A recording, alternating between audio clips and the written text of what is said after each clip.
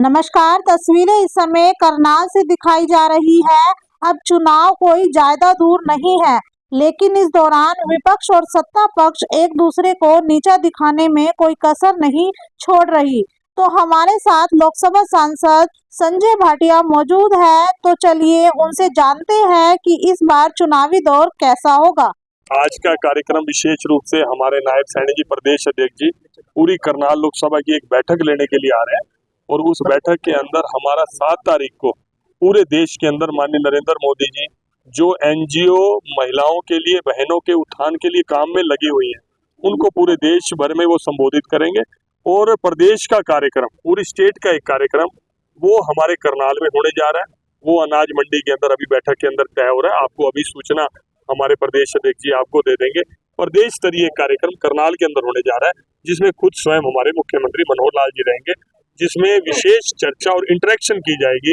किस तरह से मोदी जी ने एक आह्वान किया है कि मैं अपनी देश की जो बहनों को लखपति बहन बनाना चाहता हूं, उनके उत्थान के, चाहे सेल्फ हेल्प ग्रुप के माध्यम से, चाहे एनजीओ के माध्यम से, कैसे उनका उत्थान किया जाए। विशेष रूप से ये बैठक इस विषय के लिए। लोकसभा चुनाव को लेकर आम आदमी पार्टी और कांग्रेस ने गठबंधन कर लिया है। ये उनके लिए उनको बहुत बहुत बधाई है। वो इकट्ठे हो जाए। पंजाब में भी कर लिया है। पंजाब में तो बयान आ रहा है, पंजाब में नहीं करा, और दिल्ली में गुजरात में तो चलो ऐसे ही जमानत जब्त थी उनकी। मतलब यहाँ उन्होंने कहाँ के लिए किया, एक पंजाब के लिए नहीं किया। मान साहब ने भी कह दिया वो भी कर लें नाल, कोई दिक्कत नहीं। बड़ी खुशी की बात है। वो तो इंडिया अलायंस पहले भी इकट्ठा ही है, रोज बढ़ता है, रोज टूटता है, रोज जुड़ता है। देखो, सिद्धांत विहीन राजनीति ये मैं नहीं कह रहा, ये चाणक्य जी कह के गए हैं, कभी देश का भला नहीं करती। ये सिद्धांत विहीन उनके गठबंधन है, सिद्धांत विहीन उनकी राजनीति है। कोई विचार नहीं रखते, चाहे बंगाल के अंदर हो, चाहे तमिलनाडु के अंदर हो, एक दूसरे को काटते हैं, एक दूसरे की बुराई करते हैं। सिर्फ उनका एक ही एजेंडा है, उस एजेंडे के ऊपर मोदी जी से डराकर एक दूसरे के साथ इकट्ठे बैठते हैं।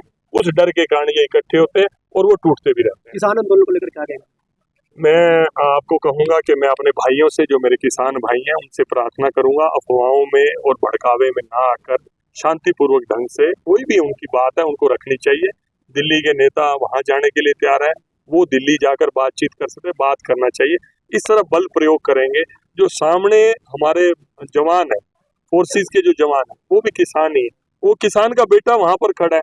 तो इस तरह का आपस में चोट इधर लगे या चोट उधर लगे, दर्द जो है माँ को हो गई, एक भाई को चोट लगे या दूसरे भाई को चोट लगे। चंडीगढ़ में सर मेयर गवा दिया बीजेपी ने। देखिए, वो सुप्रीम कोर्ट ने उसके अंदर संज्ञान लिया। सुप्रीम कोर्ट ने जो भी न्याय किया, हम उसके ऊपर उसका स्वागत करते हैं। सुप्रीम कोर्ट को जो भी लगा उन्होंने उसको ठीक समझा किया। लेकिन मैं समझता हूँ जिन्होंने पूरे देश का, आज पूरा देश मोदी जी को तीसरी बार प्रधानमंत्री बनाना चाहता है, 3 स्टेटों के चुनाव भारतीय जनता पार्टी प्रचंड बहुमत के साथ सारे आकलनों करते हुए कहीं ना कहीं मिस कम्युनिकेशन हुआ है उसके अंदर। और केजरीवाल जी को समझ जाते हैं, या केजरीवाल के 338 करोड़ की जो एंट्री, वाइट की एंट्री सुप्रीम कोर्ट ने पकड़ी, तो उस समय उनको ये लगता है कि मोदी जी हमारे साथ न्याय करें। वो भी तो सुप्रीम कोर्ट जी के और कोर्ट के संज्ञान में है, उसकी भी बढ़ाई उनको करनी चाहिए। आम आदमी पार्टी कह रही है कि किसके कहने पर जो है ये किया गया था। किसानों पर लाठीचार्ज हो रहा है, मलिक पर सीबीआई की रेड चल रही है, और ये डेमोक्रेसी है। देखिए, मैं समझता हूँ, मैं हमेशा हर बार आपके इस सवाल का जवाब देता हूँ। मैं आपके समक्ष खड़ा हूँ। कोई इनकम टैक्स, कोई ईडी, कोई भी जांच एजेंसी, जब मैं साफ हूँ, मुझे लेश मात्र भी सुई की नोक बराबर भी बोझ नहीं है, तो उनको किस बात से डरना। अगर सत्यपाल मलिक, वो भी कोई क्ल्यू मिला है, मैं भी आज मीडिया के माध्यम से ही पढ़ रहा था, मुझे वैसे तो जानकारी नहीं है। आप पार्टी कहते हैं छोटे चुनाव में ऐसा हुआ, तो बड़े चुनाव का क्या हाल होगा? कोई नहीं ऐसा। वो तो बैलेट से था, वो तो बैलेट की मांग करते हैं। हम बीजेपी तो कहती है ईवीएम से होना चाहिए, तो वो तो बैलेट के ऊपर ही बता, वो तो उसी बैलेट की करते तो ईवीएम। पार्टी वालों का कहना बार बार से चुनने नहीं मिली, बार बार ईडी की 338 करोड़ की वाइट की एंट्री है भैया, हमने तो बताई नहीं, मीडिया ही बता रहा है कि 338 करोड़ की वाइट की ट्रांसफर हुई है, जिनको ये एक्साइज के अंदर लाभ दिया गया। ये तो खुद आपका मीडिया ही बता रहा है भाई, मैं तो आपकी खबरें ही पढ़ता हूँ मैक्सिमम।